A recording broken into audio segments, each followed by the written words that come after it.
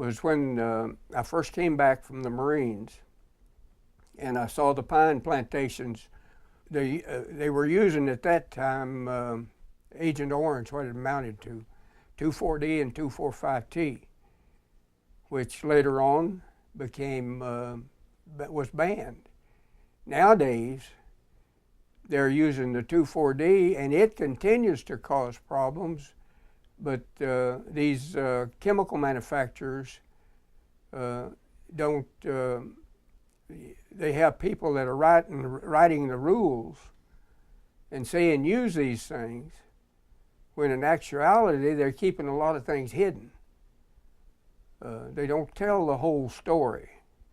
They often refer to them as approved pesticides or herbicides, and they describe that they will not be used in a concentration that is expected to cause harm to humans, and that they will be applied directly to specific plants so that they will not be broadcast across the greater environment, and that these pesticides and herbicides will also decay in a short period of time so that they will not follow through the soil, into the water, into humans. The application of herbicides, no matter what you do, it goes into the air. And the breezes come along and pick that thing up.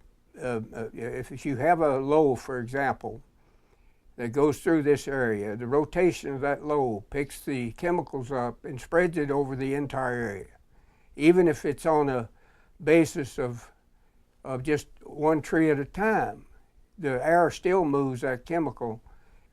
It's done not only by the Forest Service, it's done by the Highway Department.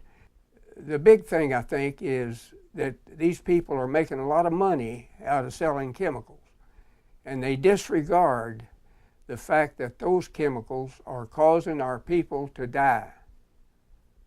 So that's the way I see it.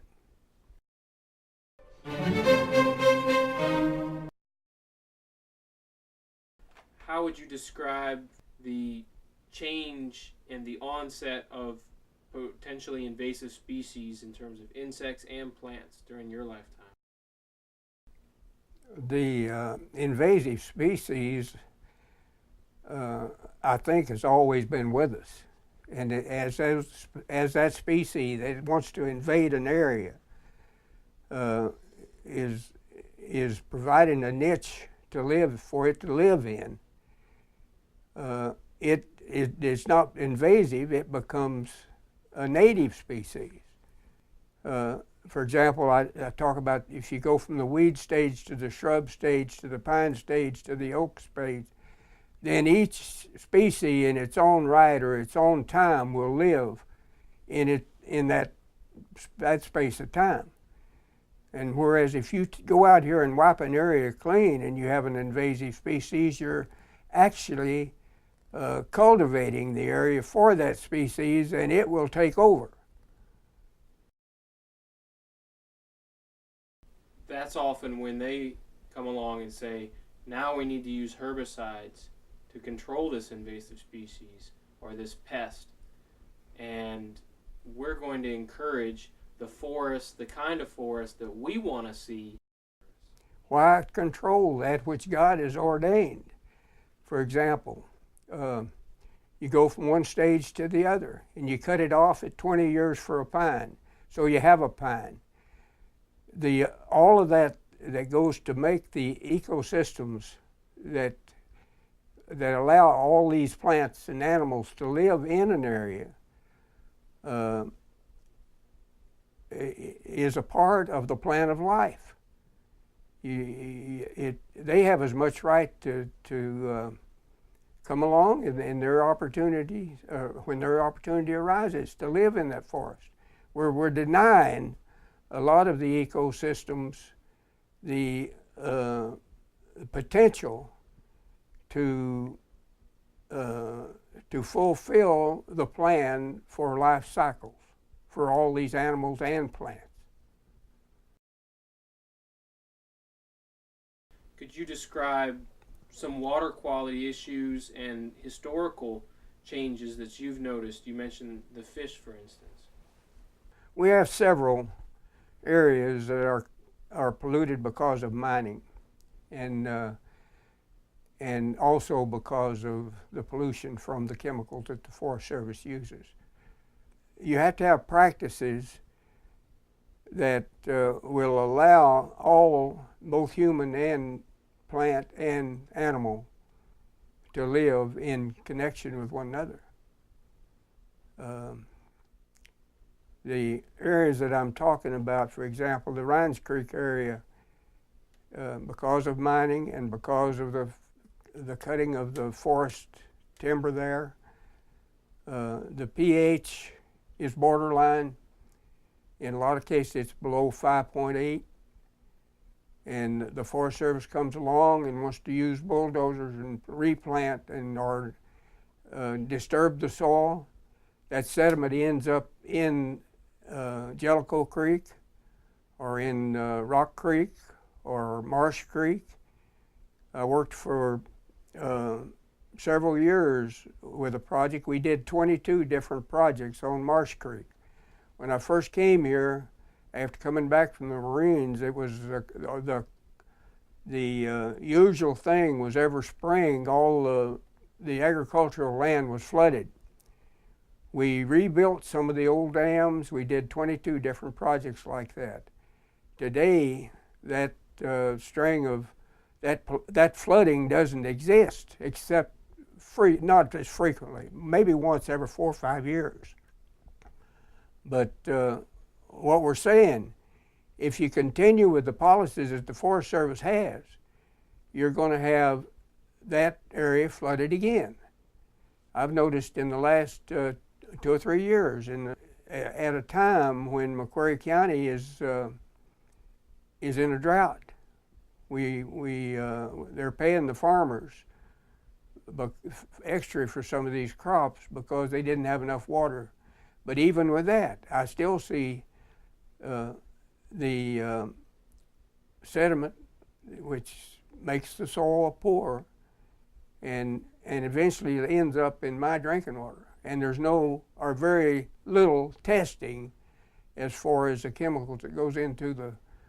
They have drinking water standards. Don't misunderstand me.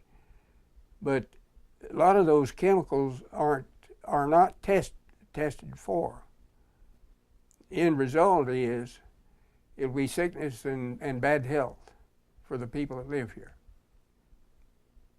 When we were talking about the use of herbicides and pesticides in the forest, you described their transmission through the air. It always gets in the air in the breeze. You have the highway department, the telephone lines. We recently went through that suit on the Weiberg transmission line, where the other parts of the county are actually being treated. And it's not always just the Forest Service, but the Forest Service is in a position where they give permission to all these other people to do it. And they hang together, and then it makes it almost impossible for local people to do anything about it. For example, they have sprayed the road that you came in on today, and they've actually sprayed into their homes from the edge of the road. When my wife and I were doing the cemeteries, we'd go to areas where spraying had been done in a clear-cut area, and it would be to the point where you find dead birds on the ground. So you see the results are obvious. It's carried out in the schools, in the lunchrooms, in the places where they store the food. It's all around us. And when you're like I am, I've been outspoken for years, and people out here living in this environment, you talk to them about it, yeah, we know, but we ain't nothing we can do about it. What can we do about it? We can stop, we can do things to prevent the spraying in the schools. I've already seen that accomplished in part. We can set areas aside around the school where there's no chemicals. And the main thing that we need is somebody who controls all these activities. By that I mean not just the Forest Service, but you got to have a place where they go to get a permit to use a chemical. First of all, you don't use a chemical that has been banned or that has the potential to cause cancer or disease. And then also you can see, I think, if the Forest Service sprayed a portion of their forest, the railroad goes through it, and the railroad comes along and sprays their right-of-way. You're getting a double dose, a triple dose, sometimes as much as 5 different kinds of chemicals. And when you bring them all together, you got a Duke's mixture that nobody knows anything about. Roundup is one of them. Glyphosate is, and I have... and that's dangerous? Yeah, it's dangerous, very dangerous. I've got a thing there in one of my books where I tried to get them to stop using glyphosate. More recently, this Hayes Creek thing, we would get a scoping action, and I commented on it and told them that I thought it was bad for the environment. They send me a letter and change it just a little bit or do something. And then we went through this 3 times.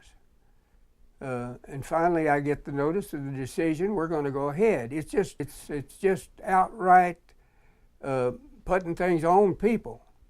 They have no concern for people. That's a little strong, I know. But the facts are, it's, everywhere that you turn here in the county, you're going to find the effect from what they've done. And it's not good.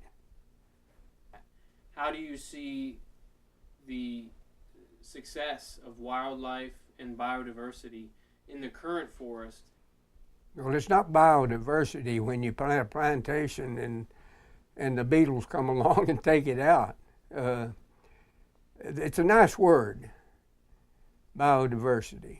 But actually, to be more diverse, you need the whole pattern. If you're going to make a quilt, you need the hardwoods, you need the pines and plots, you need water running in the streams.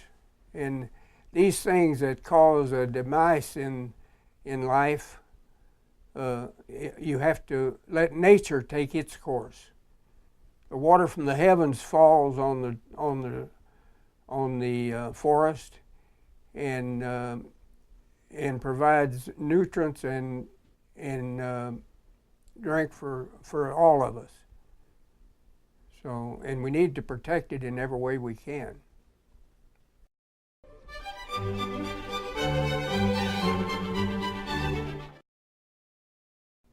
And you've got one side too far to the right and another side too far to the left. What we're seeking is something down the middle that will, and the only way you can get this correct policy or the correct kind of management is to the things that harm you, you don't do, simply. You don't spray Velpar over a pond where there's birds in the vicinity, as I have seen. And the birds drink the water and they fall down dead. My wife and I saw them over on that Day Ridge country when we were doing cemeteries. What would you be advocating in terms of activities, of management practices for the national forest and public lands in general? Well, you have to get away from the policy of trying to change the life that lives there. And you don't write a forest plan that will permit you to harvest timber in just about any way you want to do it. You have to stop doing the things that cause these problems.